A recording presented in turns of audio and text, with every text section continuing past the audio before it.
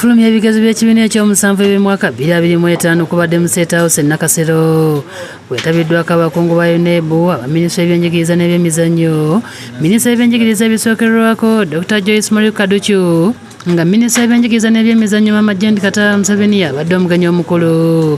Ssentebe w'olukiiko olufuzi olwa UNEB Professor Celestine Obuwa ategeeza nti ebigezo bino byakolebwa mu kaseera akazibu omwali enkuba okutonya naye nga byakolebwa bulungi. By God's grace, it is open that the 2 days of the examination have been without rain in most parts of the country.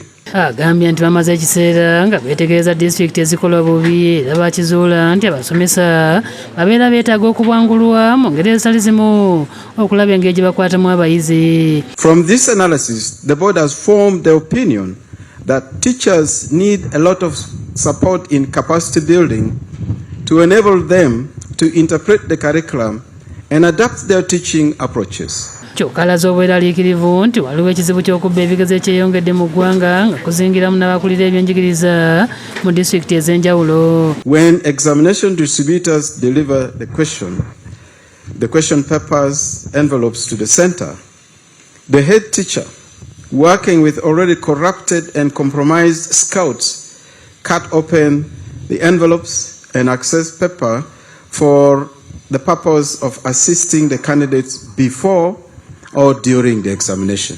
Evidence gathered indicate that some district education officials are becoming complicit in this. Ayokedde ku ngeri gye bakwatamu abantu 8 okulinakulira ebyenjigiriza, abakulu b'amasomero, abakuuma ebigezo okusingira ddala e Kasanda ng'ekibondo ekinene gye kyali. The board's security team discovered the epicenter as being a private school in Kasanda district. The district inspector of schools, the school director, head teacher, invigilators who were appointed from Nansana, which is near Kampala, and scouts were arrested.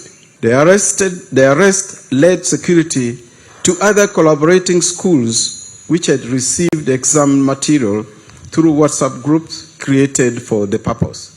So far, 8 persons have been convicted and sentenced by court. Other suspects are out on bail, while 5 are remanded. Ategeeza nti kino kiva ku masomero okwagala okukola obulungi bafuna abayizi abayitirivu abafuna obubonero obuna basikiriza abazadde okubawa abayizi.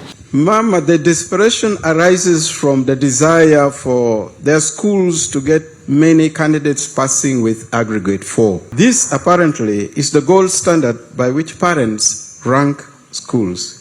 Asabye wakiri bajjewo enteekateeka y'okugereka obubonero buyite aggregates mu masomero aga primary osanga kinaakomya omuze guno nga bwe baali bakireese mu biseera ebya COVID-19. You supported this proposal but observed correctly that COVID-19 ravaging the country then, it was not a good time to adopt and implement the proposal. Mama, I now pray that you allow the board to reintroduce this proposal for possible approval and implementation. Yes, abawandiisi b'ekitongole kya UNEB Daniel Nokrach Odong mu kwanja ebivudde mu bigezo ategeeza nti abayizi abeewandiisa baali 8,783 okuva mu bifo 15,388. A total of 817,883 candidates from 15,388 examination centers registered for PLE in 2025. Kyokka ategeeza nti ku bayizi bano 8,713 be baatuula ebigezo olwo abayizi 1,507 tebaabituula. Of this number, Mama, 522,036 or 63.8% from 11,525 centers were universal primary education UPE beneficiaries. Agambye nti bawandiisa abayizi abaliko obulemu obw'enjawulo 3,636. And this compares to 3,328 who were registered in 2024 This is an increase of 308 or 9.3% candidates. Odonga alambuludde engeri abayizi gye bayanukuddemu ebigezo bino ebyakolebwa. English has the highest percentage of candidates at 18.5, demonstrating high ability levels, followed by mathematics, social studies with religious education. Ategeeza nti abayizi basinze kukola Lungereza ne bazzaako saayansi, okulala ne kuddako olw'essomo lya SS ne lisembayo. That overall at grade 8 and above, our candidates performed best in English, followed by integrated science, mathematics, and finally social studies with religious education was worst done.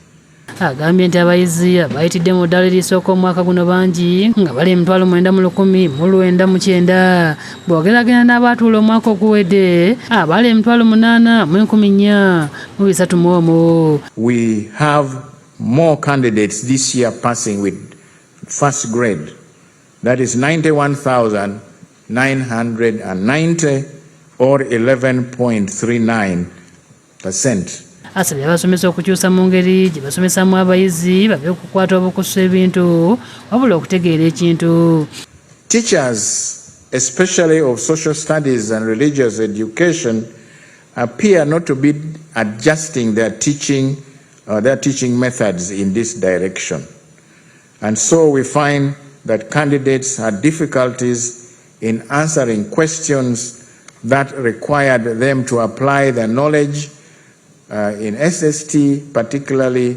Odongo ayogedde ku ngeri obubbi bw'ebigezo bwe bukutte kuba epya nga balondoola ebigezo bagulirirwa oba batiisibwatiisibwa bannannyini masomero olwo basobole okwenyigira mu bubbi, kyagambye nti tebajja kukiikiriza. Where scouts and invigilators are bribed or threatened with physical harm if they do not cooperate by the school directors and head teachers to allow teachers to assist candidates directly in the examination room. Awadde ekyokulabirako eky'omusomesa gwe baakwata lubona ng'ali mu kibiina kyenkana alinga asomesa abayizi ng'ate baali bakola bigezo. Mama, you will also recall a picture we showed when we were briefing you of one teacher who was caught in the act of conducting a lesson during the examination. Ategeeza nti ebigezo by'abayizi ebimu byakwatiddwa nga byakuteebwa ng'okunoonyeza kuwedde. And where there will be a prima facie case, the board's tribunal, the examination security committee, will accord all the affected candidates a fair hearing before making the final decisions. Oluvannyuma Profesa Obuwa ne Odong bakwasiza Minisita Janet Museveni ebigezo eby'omwaka 2025 era n'abifulumya. Ladies and gentlemen, join me to clap. Kuteesa George Williams ne Ibrahim Mubiru be bakusakidde eggulu eno ku Bukedde TV. Officially receives